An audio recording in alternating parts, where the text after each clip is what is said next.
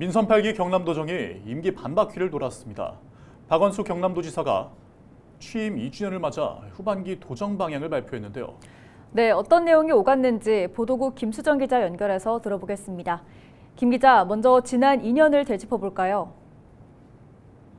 네, 먼저 박완수 경남도지사는 지난 2년을 제도약의 기반을 만들었다고 자평했습니다. 제조업 생산지수나 무역수지, 수출 증가율 이런 부분들이 모두 개선됐다는 건데요. 지난해 투자 유치도 9.3조 원으로 역대 최대치를 기록했습니다. 특히 굵직한 사안들이 많았습니다. 경남 역사상 최초의 중앙부처 설립 우주항공청이 오랜 시간 끝에 개청했습니다. 경상국립대가 글로컬 대학에 선정됐고 올해는 도내 7개 대학이 예비 지정됐습니다. 또 그 가치를 인정받은 가야고분군이 유네스코 세계문화유산에 이름을 올렸습니다. 경남의 주력 산업이죠. 창원 북면과 동읍 일원이 방위 원자력 융합 국가산단 후보지로 확정됐습니다. 네, 경제 지표가 좋아졌다고 경상남도는 발표를 했습니다.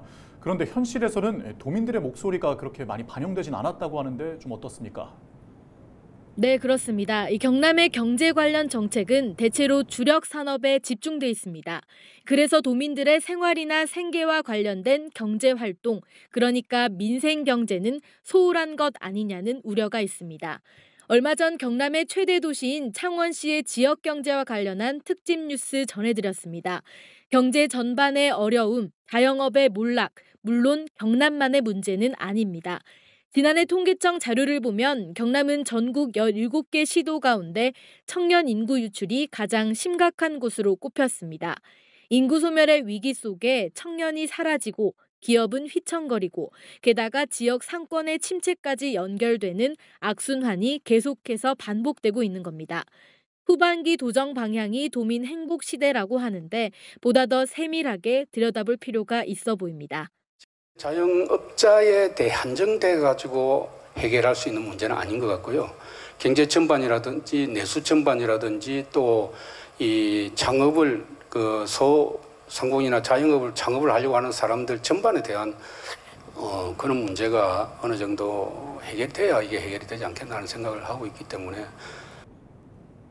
네, 이런 위기 속에 최근 부산과의 행정통합도 논의죠. 어떤 상황인가요?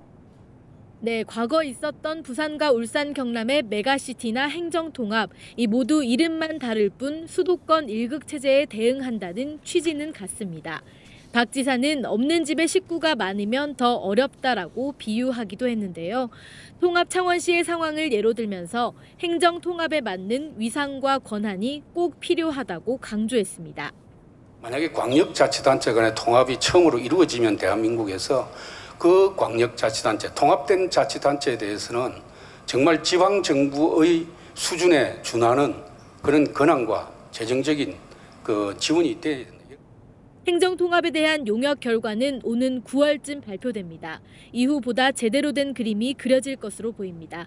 또 경상남도는 후반기 도정을 도민 행복에 중점을 두겠다고 발표했습니다. 이 자리에서 박 지사는 생애 주기별 체감복지, 미래 인재 양성, SMR 핵심 기술 개발 추진, 경남형 격자 교통망 구축 등 다양한 지원책을 발표했습니다. 네, 여기까지 듣겠습니다. 지금까지 보도국 김수정 기자와 함께 박완수 경남도지사 취임 2주년 기자간담회 내용 살펴봤습니다.